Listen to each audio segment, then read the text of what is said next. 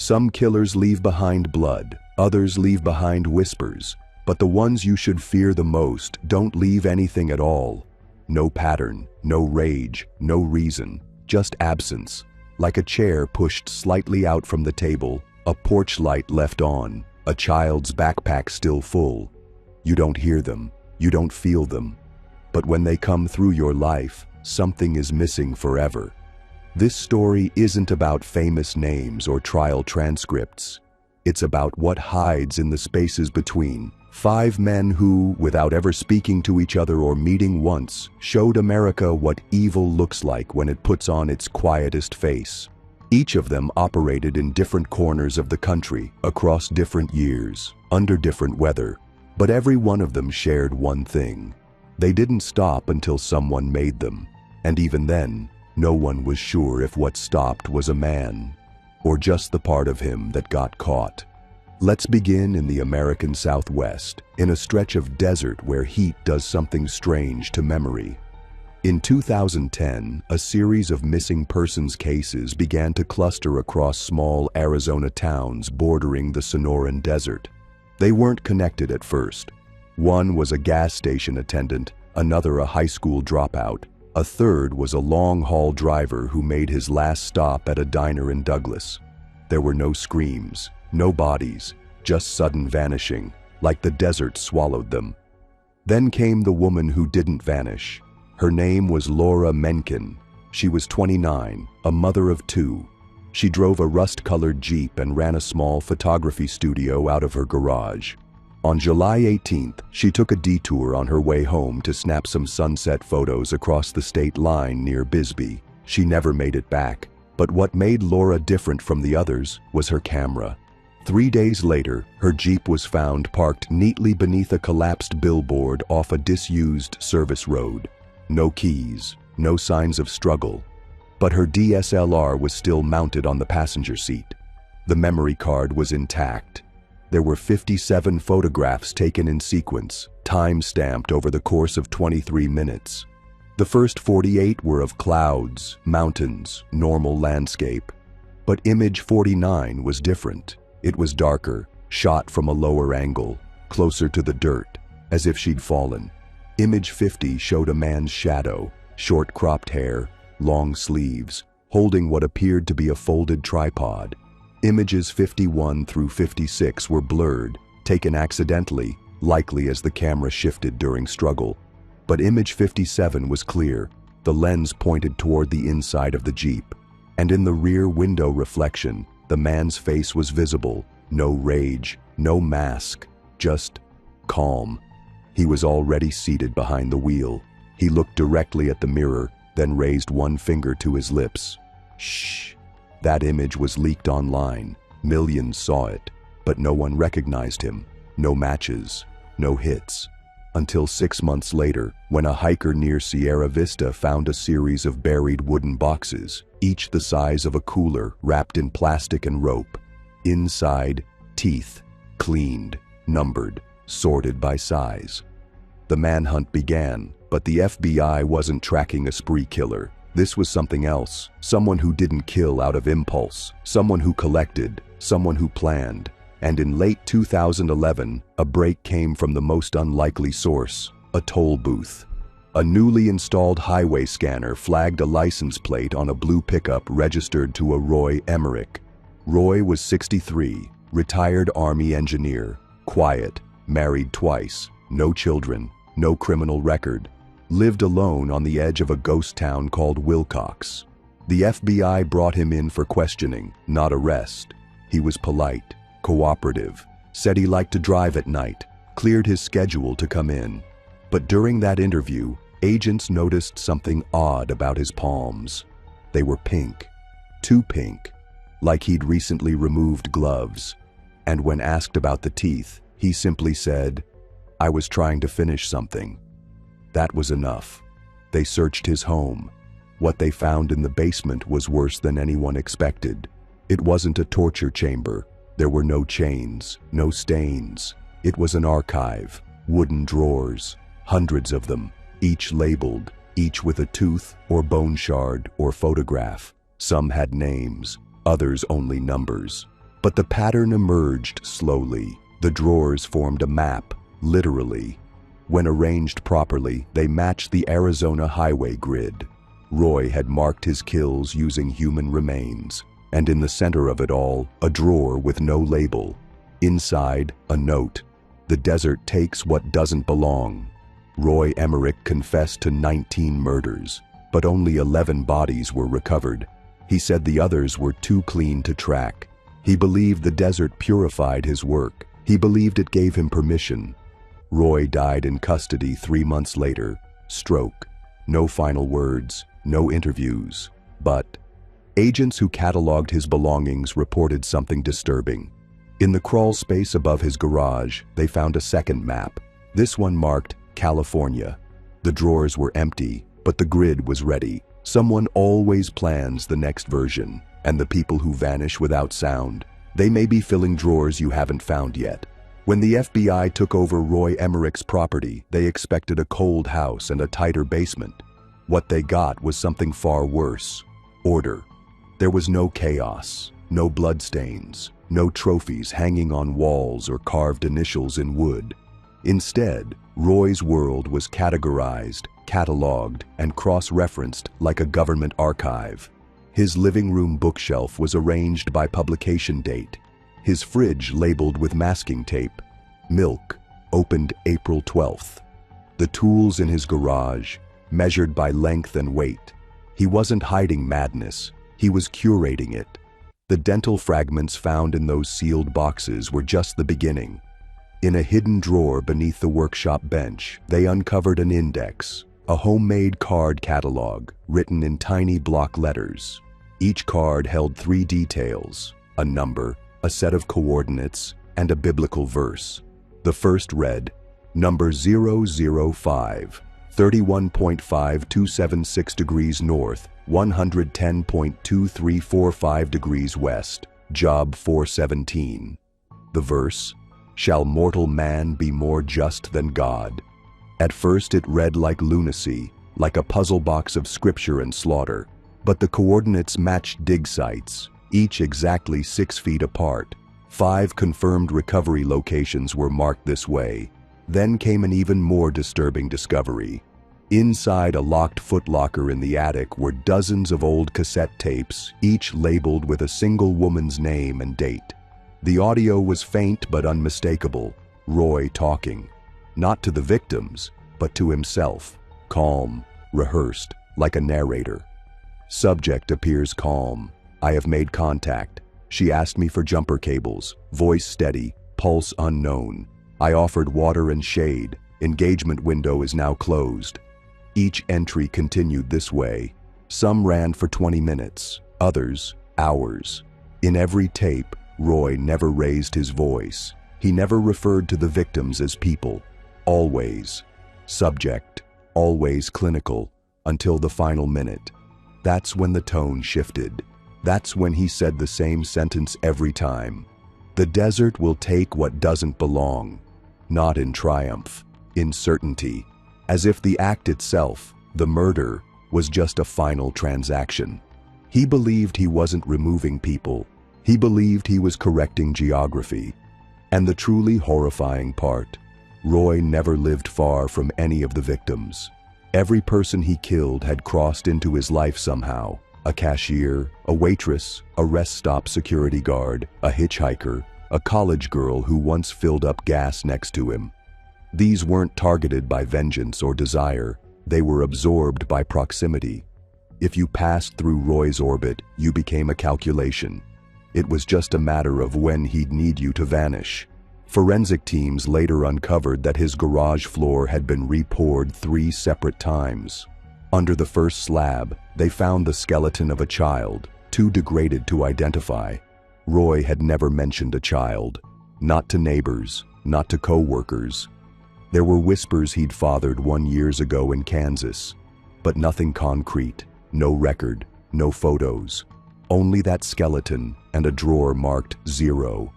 That drawer was different. It was lined in velvet.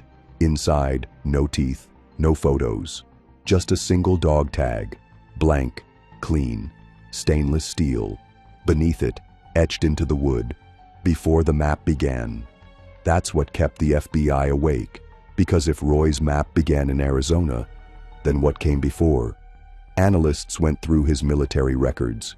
Roy had been stationed in 5 other states before retirement. In every single one, there were unexplained disappearances in surrounding counties.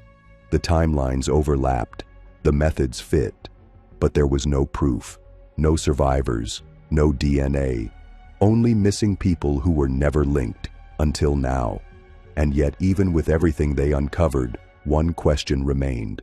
Why teeth? Why organize them? Why clean, sort, and store them so precisely? It was a forensic anthropologist from Flagstaff who made the connection. When you strip away identity, hair, skin, fingerprints, the last part of us to fade is enamel. Teeth outlast decay, soil, even fire. They're the purest fragment of a person you can keep. Roy wasn't collecting trophies, he was storing coordinates. The size, shape, and wear of a tooth can often reveal a person's age, habits, even occupation. In Roy's mind, each drawer was a permanent snapshot, not of a person's life, but their fit in his system. Like a gear, a stone in the wall, something measured, then buried. Roy's death before trial meant many things. There would be no cross-examination, no final confession, no name for the child in his garage. But it also meant one more thing. The blueprint in his mind died with him, because no one could figure out what the second map was meant for. The California grid, found rolled in a waterproof tube beneath his bed, had no bodies, no notes, no remains. But it was marked in sharp red lines, with zones labeled compatible, potential, and noise. It was dated 2023. He'd been planning to begin again, and he wasn't in decline. His health was stable. His strength was documented. Experts now believe that Roy's death was not accidental. He had a stroke, yes, but the autopsy revealed a cocktail of low-dose blood thinners and crushed beta blockers in his system, taken voluntarily. All of it points to a man who didn't intend to be taken alive, a man who had calculated the point of capture and ended the experiment on his own terms. What's more chilling is that in one final drawer, marked with only a single letter, R, investigators found a page torn from a local newspaper. It was the missing persons ad for Laura Mencken, circled in red ink. Underneath, Roy had written 2 words. She noticed. The implication: Laura wasn't random. Laura was the mistake, the one who sensed something wrong. And that's what ended Roy's anonymity. He hadn't killed her fast enough. She had time to capture him, to disrupt the silence. The desert may take what doesn't belong, but it never forgets what gets away. There are some killers whose deaths bring peace, but Roy Emmerich wasn't one of them. His end came quickly and quietly, but the questions he left behind made more noise than he ever did alive. With no trial and no confession, law enforcement was left sorting through pieces of a puzzle that was never meant to be finished by anyone but him. In the weeks following his death, the media tried to brand him as another desert reaper, lumping him in with other nomadic killers. But those who worked the case knew better. Roy wasn't drifting, he was building. One federal profiler said it best. Roy Emmerich didn't just remove people. He edited them out of reality, like they never fit his version of the world to begin with. That observation proved hauntingly accurate when authorities returned to his home to begin demolition, only to discover something that had gone completely unnoticed during the original sweep. A crawl space, sealed shut behind a false wall of drywall and insulation, hidden beneath a layer of shelving. Inside were no bodies, no remains, just a series of mannequins seated in foldable chairs, facing a small television screen that had been looped to play the same 19-minute video, footage of various Arizona towns shot from Roy's dashboard cam. No people in sight, no sound, just roads, gas stations, dirt, and silence. A lone desert dog runs across the road at one point. At another, the sun dips low enough to cast a blood-orange hue over the hood of the truck. That was all. The mannequins were dressed in regular clothes, Walmart brands, nothing flashy. On each chest, a white tag. The tags didn't have names, only dates. And those dates, when cross-referenced, matched the exact days that specific people had gone missing. It was as if Roy had preserved a ghost version of the towns he'd wiped clean. A world repopulated by shadows. There was no explanation left behind, no journal, no voiceover, just that video on repeat and the synthetic audience watching. After that, Roy's house was burned. Not by arson, but officially. The town refused to let it stand. No buyer would touch the land. The lot remains empty, dry, and dead. The grass won't grow, even now. Locals say coyotes still circle the edge of it but won't cross over. That's where Roy ends. Not in blood, not in justice. In absence, the kind that feels deliberate. The kind that makes you keep your lights on a little longer when you're alone.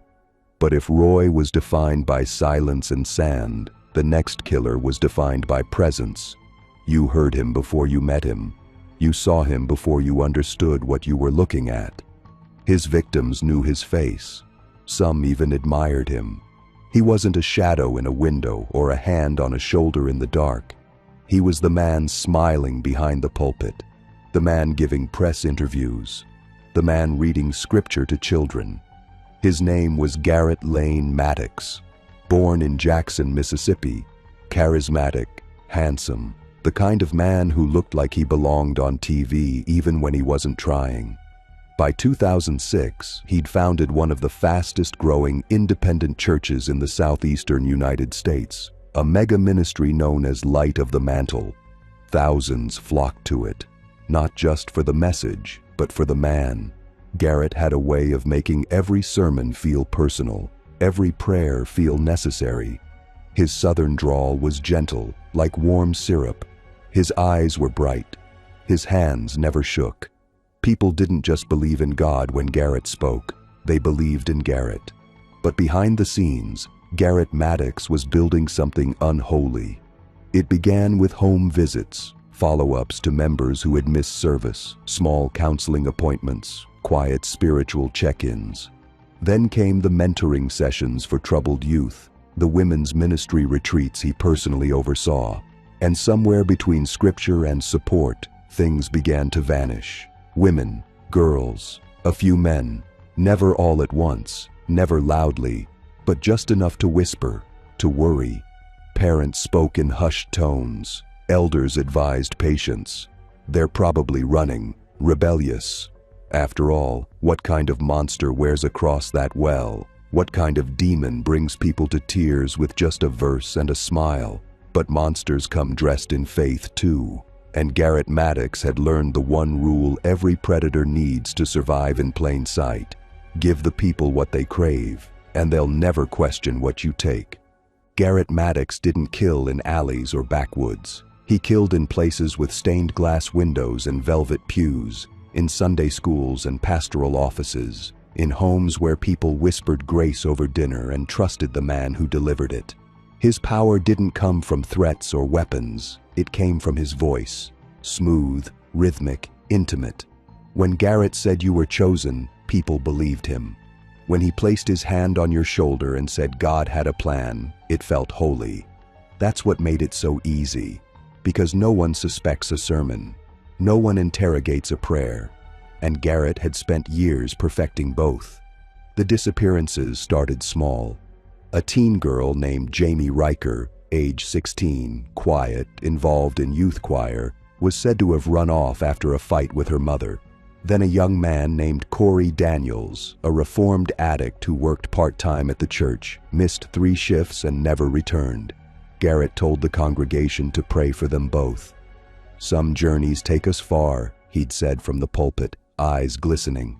And some sheep get lost before they remember the shepherd's voice. People nodded, cried. He had them, the perfect blend of guilt and grace. But it wasn't until 2011 that the foundation cracked. A 34-year-old woman named Deanna Hicks, single mother of 2 and a longtime member of Light of the Mantle, went missing the morning after she met Garrett for private spiritual counseling. She'd told a friend she was nervous, that she planned to confront him about something she saw, something she wasn't supposed to read. Deanna never came home.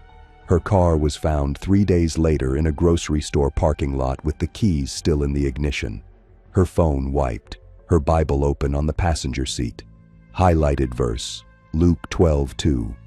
For there is nothing covered that shall not be revealed, neither hid that shall not be known. It was the first public crack, a whisper that something holy might be rotting.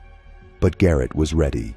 He addressed the church that Sunday with fire and tears, claiming the devil was trying to undermine the ministry by stealing the faithful. When God's work grows strong, he said, the enemy comes for the heart of it. And for a while, it worked. Donations increased, attendance soared, but the FBI was watching. What they uncovered over the next 6 months would stun even veteran profilers. Garrett's church was more than a congregation. It was a funnel, a steady intake of vulnerable people, addicts, runaways, abuse survivors, parolees, lonely teens. Garrett offered them redemption, and in return, he received obedience. But there was a second building hidden behind the main church structure, an old farmhouse converted into Garrett's personal study. It wasn't on the ministry's blueprints. It didn't appear on property records, but it had locks and cameras. When federal agents finally obtained a search warrant in late 2012, they found the inside meticulously staged. One room was covered floor to ceiling in handwritten scripture, entire books of the Bible copied out on yellowed paper, overlapping like feathers. But it was the basement that broke them. The walls were lined with filing cabinets, each drawer labeled by year. Inside were folders, and within them, photos, hundreds, all of people who had once been part of the congregation and then disappeared. Some smiling at potlucks, some seated in pews, some blurry mid-hug. But beneath each image, Garrett had written notes: unripe, resistant, ready, burned. And then came the audio files.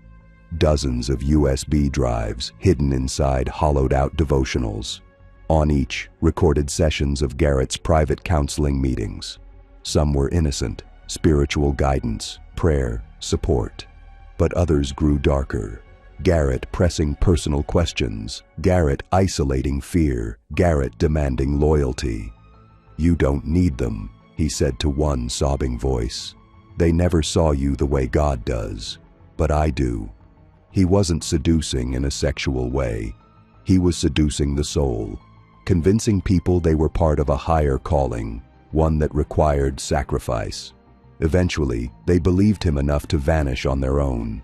But not all were willing, and that's when Garrett crossed the line from manipulator to killer. Deanna Hicks's phone, which had been wiped, was eventually restored by federal tech teams. On it, hidden in a cache folder, was a single audio recording. 10 minutes. It captured the final conversation she had with Garrett. You saw what I keep, he said, voice low. You don't understand what it means. Not yet. But if you tell anyone, your children will be motherless. Her voice shook. You wouldn't. His answer, I already have. That was enough. Garrett Maddox was arrested in November 2012 during a Thursday night service. He didn't resist. He didn't speak. He simply folded his hands as the cuffs were placed, eyes closed like in prayer. The trial was national news, but Garrett never defended himself, never denied. He sat through each testimony with serene detachment.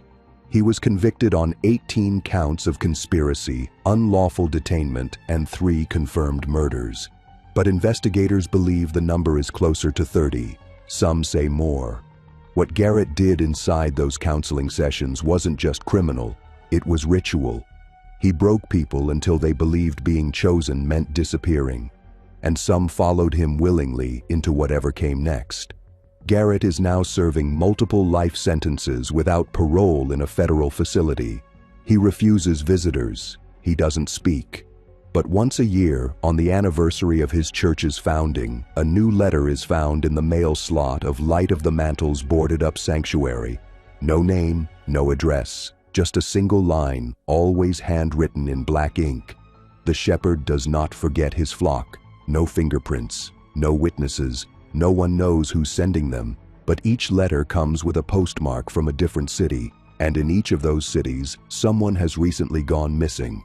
Garrett Maddox didn't scream during sentencing. He didn't cry, beg, or shout divine vengeance. He simply smiled, not a smirk, not a twitch. A full, radiant smile that lasted for 8 seconds after the verdict was read, long enough for every juror to see it, long enough for a courtroom guard to lower his eyes. After the trial, Garrett was moved to a maximum security federal prison in Colorado, where he requested solitary confinement for the good of others. He hasn't spoken since. He eats, sleeps, reads, and prays in total silence. And yet, silence didn't kill the echo of his presence. That was the part investigators hadn't expected. Even after his incarceration, the church didn't fully die. The building was condemned and its tax-exempt status stripped, but offshoot gatherings started popping up across the Bible Belt. Louisiana, Alabama, Arkansas. Small home groups calling themselves mantle fires, each run by a different former parishioner, all of them claiming they received personal instruction from Garrett through dreams. At first, it sounded like trauma, a psychological bleed from years of manipulation. But then something stranger emerged. Several former followers received handwritten letters, each postmarked from cities near missing person investigations. And while none of the letters were signed, everyone ended with the same phrase Garrett had spoken from the pulpit for years: "Let the darkness hear the light."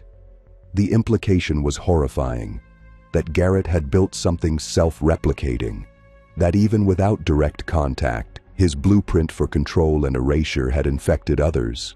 And because so many of his victims had disappeared without a trace, without murder weapons, wounds, or witness, the line between martyr and missing grew thinner by the year.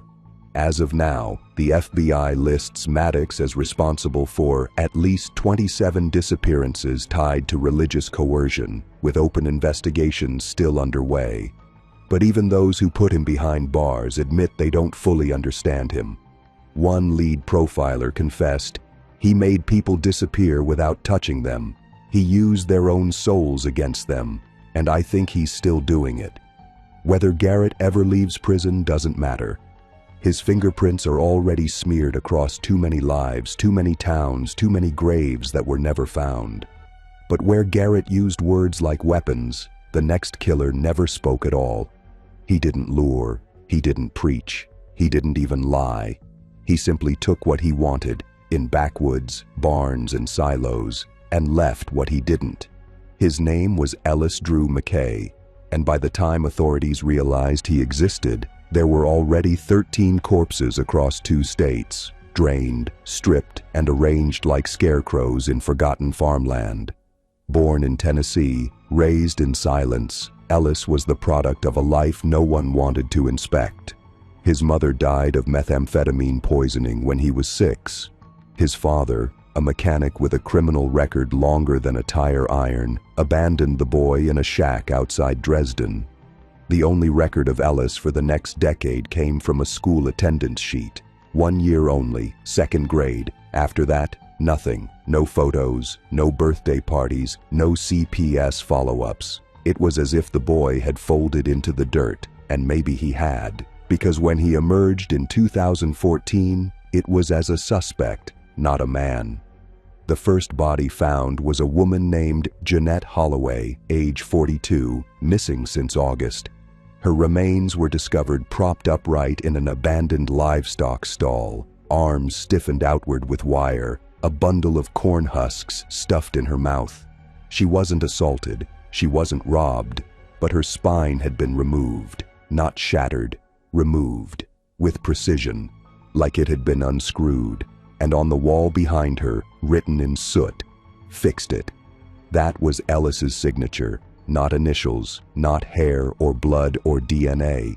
Just 2 words, scrawled in barns, tool sheds, and trailer homes, always near the body, always in soot or grease. Fixed it. Authorities weren't sure if it meant the victim, the scene, or something else entirely.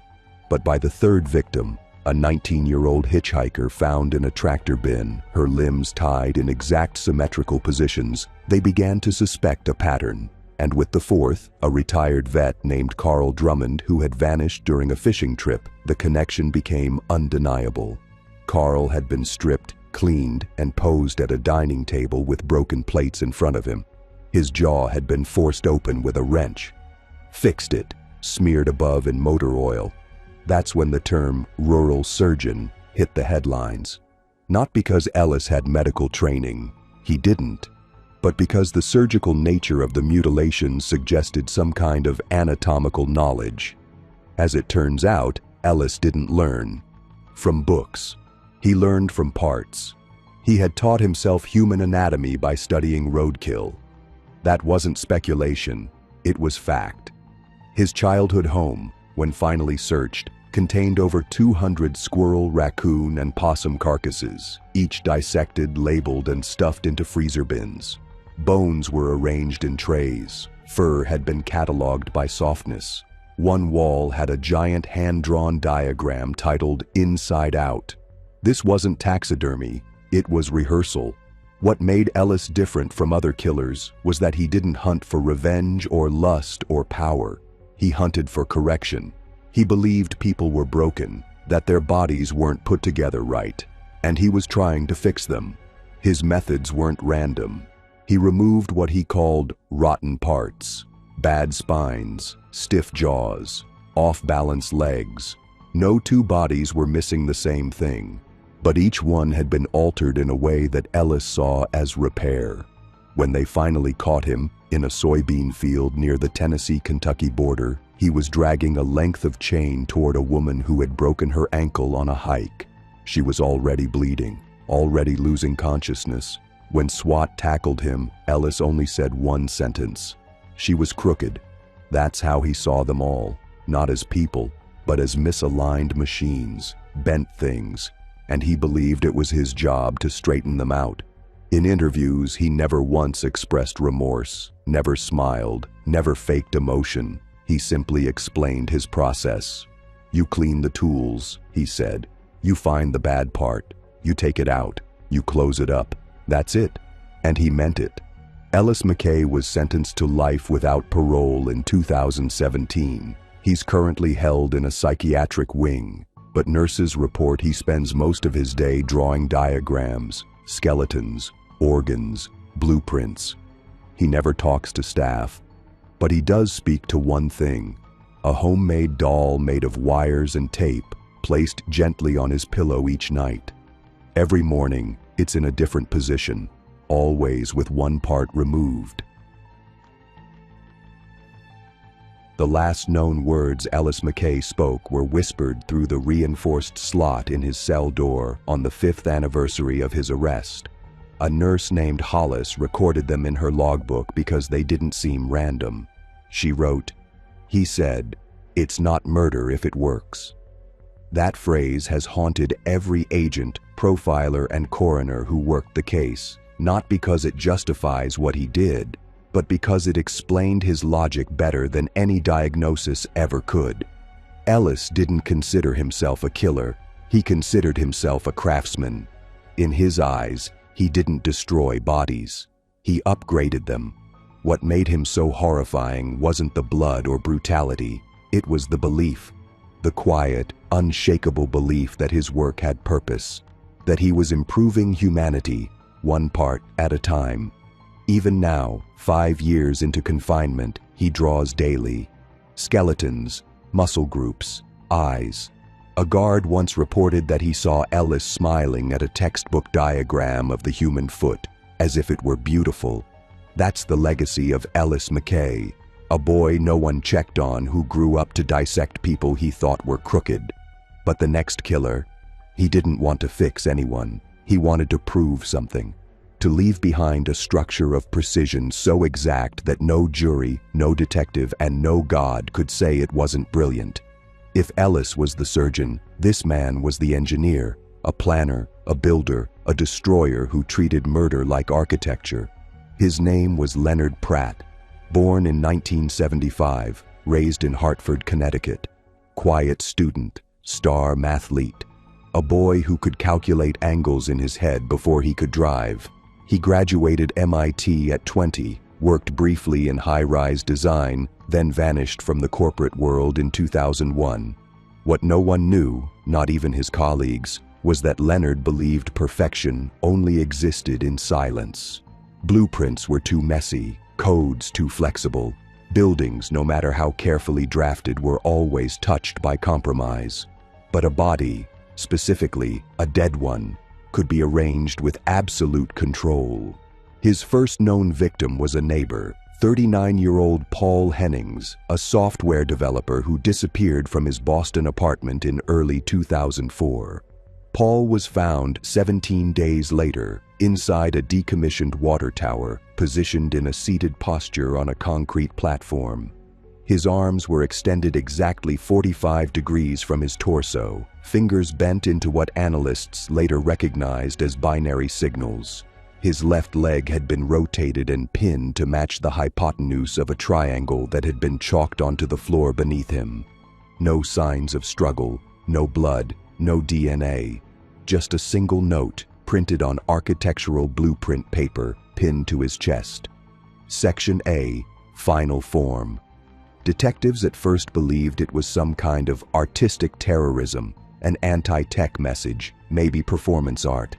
But then came the second body, and the third, all within 2 years, all arranged geometrically, all accompanied by blueprint-style diagrams that labeled their final positions as if they were load-bearing elements of a larger design. It became clear that Leonard wasn't just killing, he was constructing. But constructing what? That question haunted every task force built to stop him. Because unlike impulsive killers, Leonard was invisible. He used gloves. He left no prints. He bought materials with cash, traveled under aliases, and never selected victims who had clear connections. But they all shared two traits: a background in code or mathematics, and a physical trait that matched some unseen design. One man was tall enough to serve as a vertical pillar. Another had a curved spine that Leonard described in his diagram as stress arc. A woman with unusually long arms was positioned as a cantilever. Each murder was a module, a draft, and Leonard logged them all.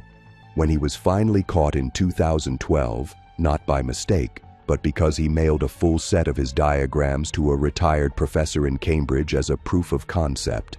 The diagrams showed 24 intended installations. 12 were complete. The remaining were in stages of planning. His diagrams had human silhouettes labeled with weight distribution equations, notes on muscle tension, calculations for gravitational resistance, and aesthetic alignment. They weren't trophies. They were pages from a living manifesto. Leonard Pratt believed murder was the only pure form of art that still demanded math. In his trial, he refused a lawyer and defended himself using architectural slides and vector graphs. He claimed each victim was volunteered by the beauty of their symmetry. The jury took less than 3 hours to convict, but Leonard didn't react. He asked only one question before being taken from the courtroom. "Did you see the pattern?" In prison, Leonard remained silent. He refuses interviews. But once every year, on the anniversary of his arrest, an anonymous envelope arrives at MIT's mathematics department containing a new design. Not always human. Sometimes it's abstract geometry. Sometimes it's organic forms overlaid with steel girders. But they're always signed with the same phrase: Section B, revisions underway. No return address, no fingerprints. Every diagram shows elements of death, but none have yet been tied to a new murder. Still, agents worry it's only a matter of time, that Leonard may have trained others. Or worse, left behind the final pieces of his design, waiting to be completed by someone who understands what he started. And the question that remains isn't whether Leonard Pratt stopped killing. It's whether someone else has picked up the tools and just hasn't submitted their blueprints yet. Because when death becomes math, symmetry is never far behind.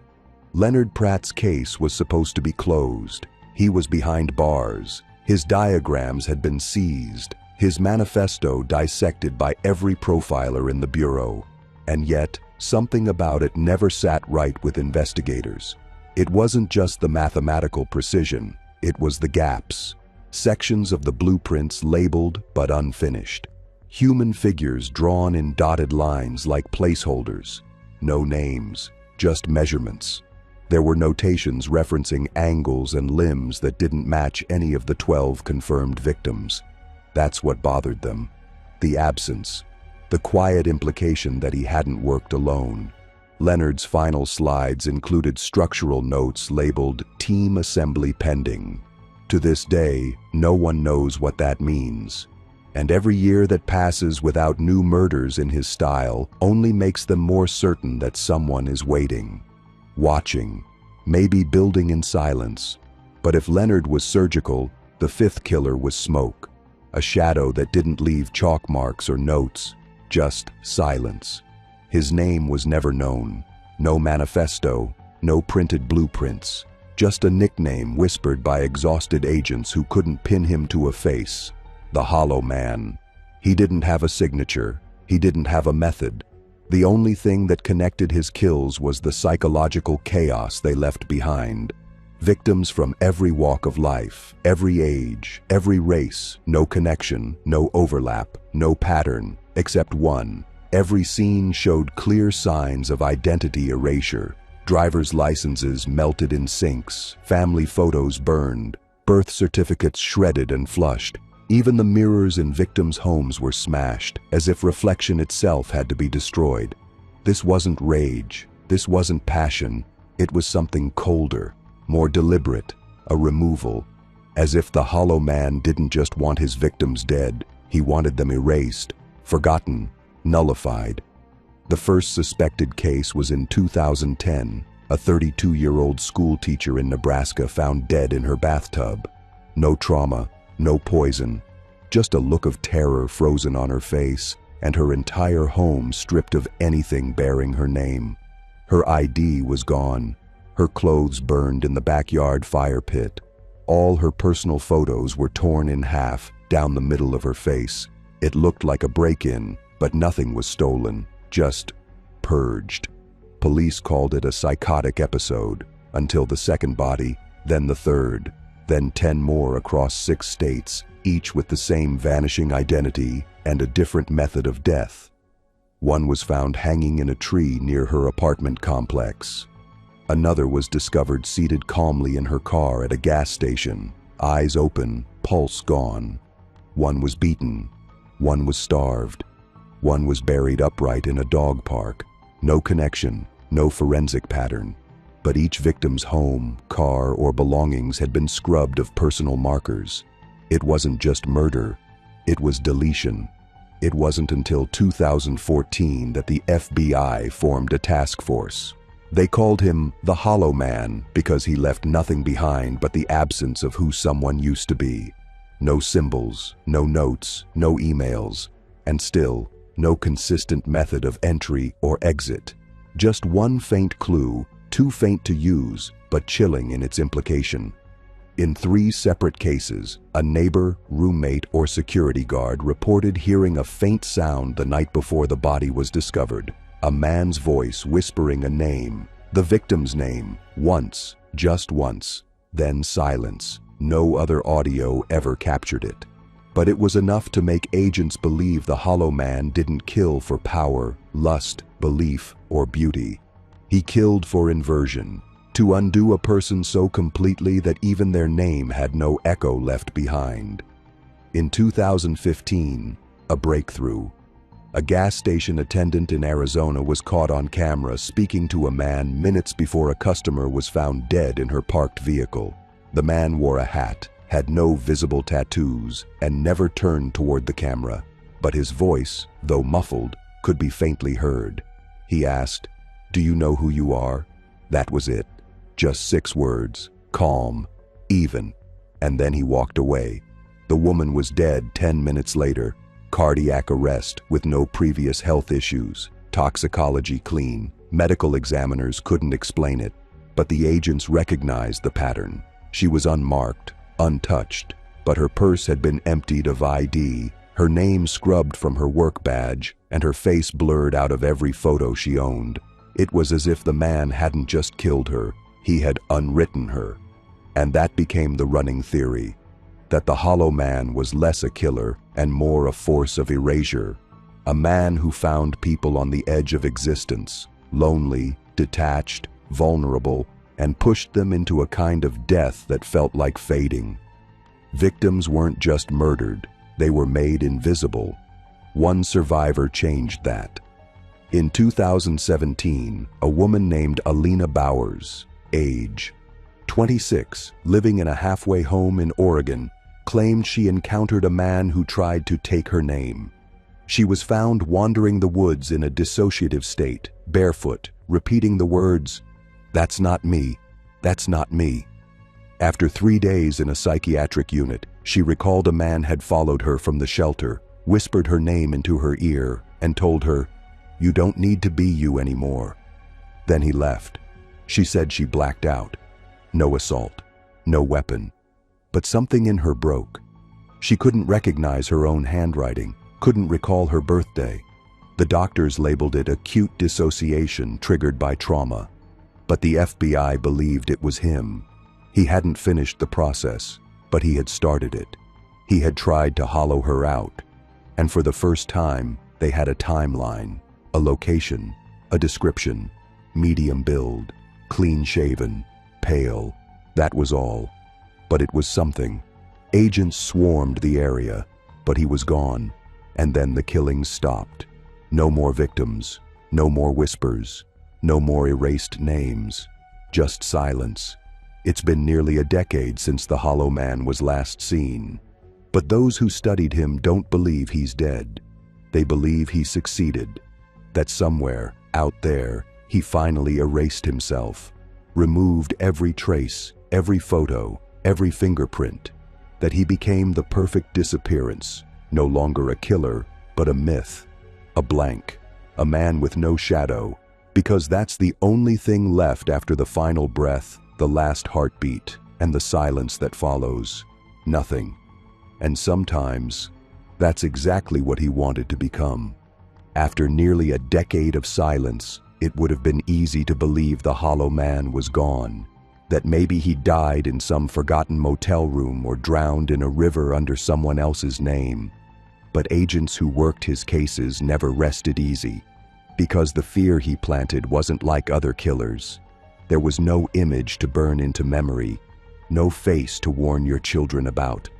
The Hollow Man was made of absence. He weaponized doubt. His horror didn't come from what he did, but what he unmade. And over the last 5 years, something even darker has started to take root.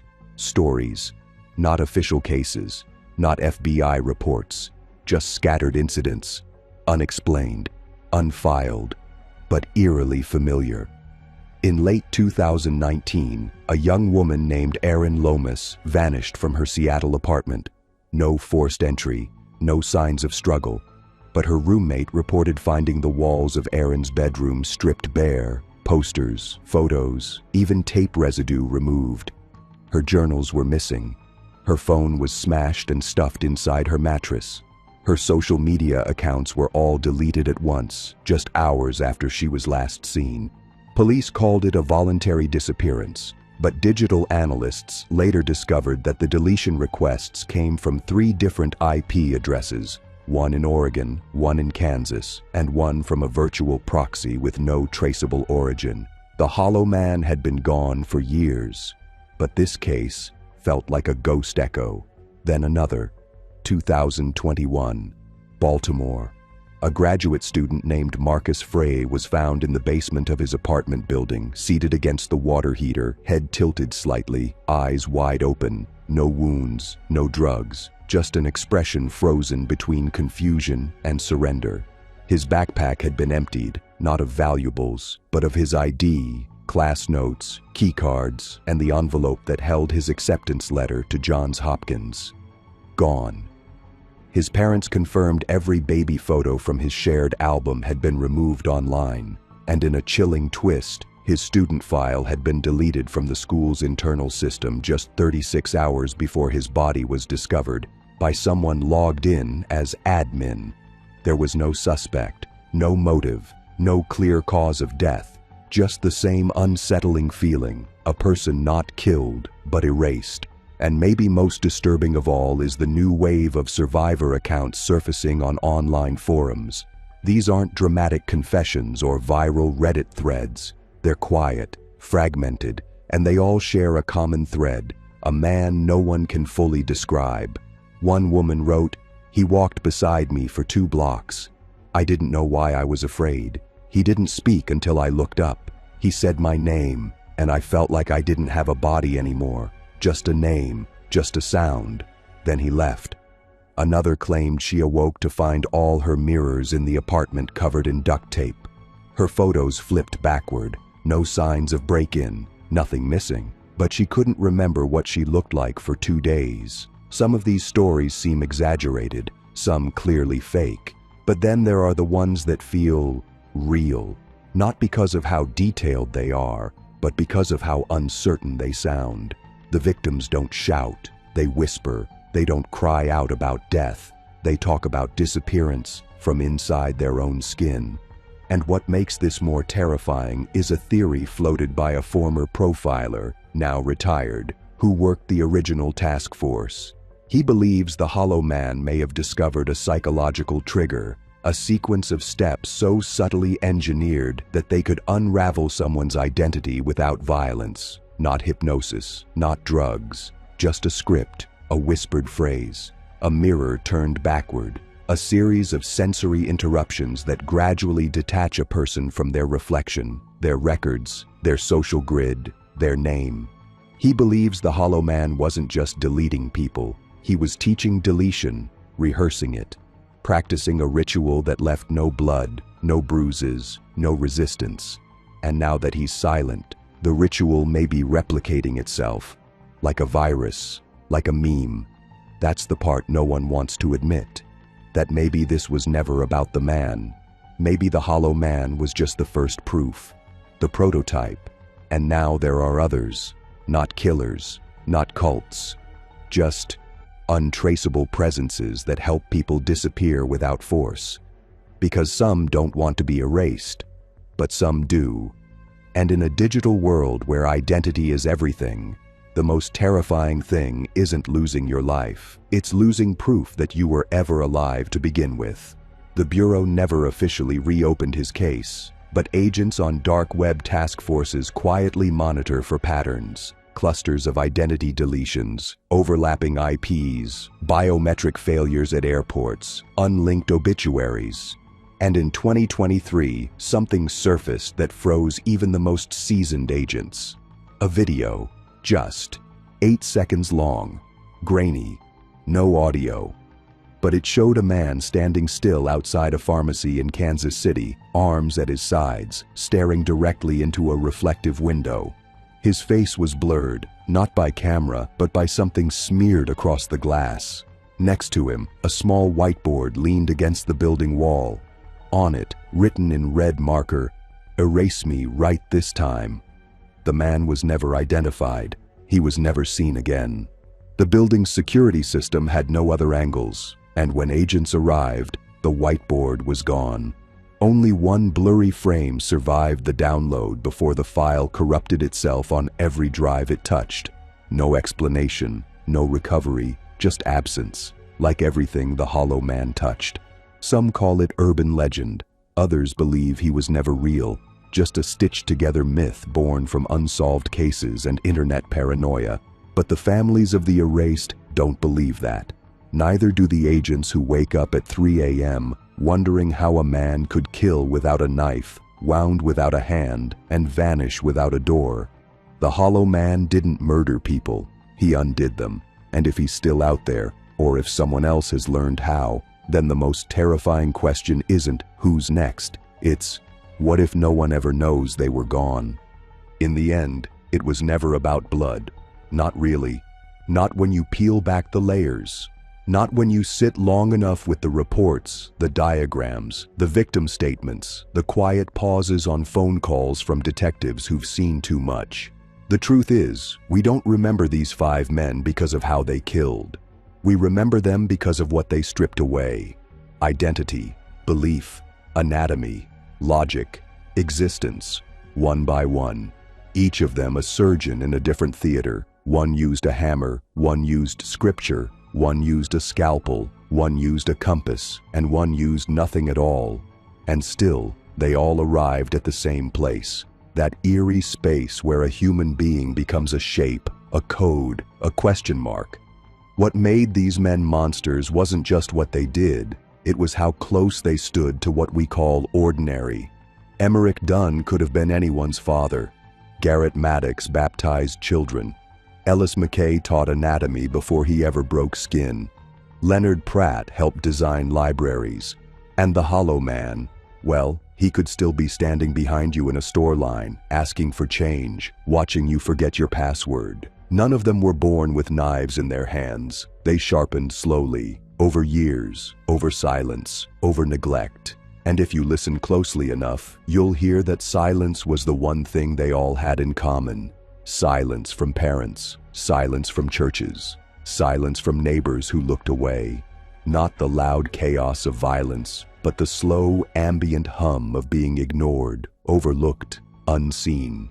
That's where things grow. Not in storms, in shadows. And when they grew, they learned to manipulate the quiet. Emmerich did it by pretending to care. His kindness was a blade with a preacher's smile. Garrett did it by rewriting scripture. He took holy silence and bent it until no one questioned him anymore. Ellis used silence to cover the sound of cutting. Pratt used it like blueprints, clean, geometric, empty space around symmetrical pain. And the Hollow Man, he was the silence, the final result of it. The embodiment of what happens when no one says your name for long enough that you forget it yourself. What terrifies us most about these men isn't just that they existed, it's that they were possible, that the world let them form, that no system caught them early enough, that maybe some people didn't want them caught, because what they exposed in the rest of us was worse than murder. They exposed apathy. They revealed how a teacher could hurt children for years without a word raised, how a self-declared prophet could gather lost souls into pews of obedience, how a med student could cut people open in a garage and still get coffee with classmates, how a math genius could disappear from the workforce and no one followed up, how a man could erase entire people and no one noticed they were gone. These aren't just killers, they're echoes, warnings, proof that evil doesn't always roar into a room. Sometimes it whispers, and sometimes the loudest evil is the kind that waits, the kind that stares from behind blank eyes and waits for a hole in the system, for a gap in the records, for a child not picked up from school, for a woman walking alone, for an inbox full of unread pleas for help. They don't need rage, they don't need hate, they just need a moment. A pause between oversight and consequence, and when they find it, they step through, like smoke through a cracked door, and by the time we notice the smell, it's already in our walls. That's what ties them together, not motive, not MO, but the architecture of vacancy they exploit. And maybe that's why we keep studying them, why books are written, why documentaries keep airing. Because deep down, we're trying to understand not just who they were, but where we were when they started, where we were when they first picked up a hammer, or a verse, or a scalpel, where we were when they erased a name and no one rewrote it. And that's the final wound they leave behind, not the ones in their victims, but the ones they leave in the map of our society, the holes they carved into the narrative of safety, the sudden gaps in the illusion that evil comes in one shape, or walks a certain way, or comes with warning signs we'll all notice, because these 5 didn't. And still, they ended up rewriting the American definition of horror. They weren't monsters under the bed. They were the hands that tucked in the sheets.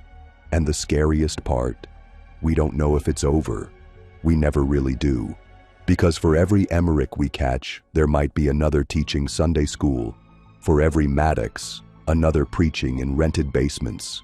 For every McKay, another skipping anatomy lectures to cut alone in silence. For every Pratt, another planning a cathedral of corpses under a name no one's bothered to trace. For every hollow man, another whisperer in a crowd, testing which name will vanish easiest. And if that thought chills you, it should. Because it means we're listening. It means we're watching the dark corners again. Not out of paranoia, but out of responsibility. Because evil doesn't end when the killer's caught. It ends when we stop leaving room for them to start. Until then, we listen, we remember, we refuse to forget. Because names matter, even when the world tries to erase them, especially then.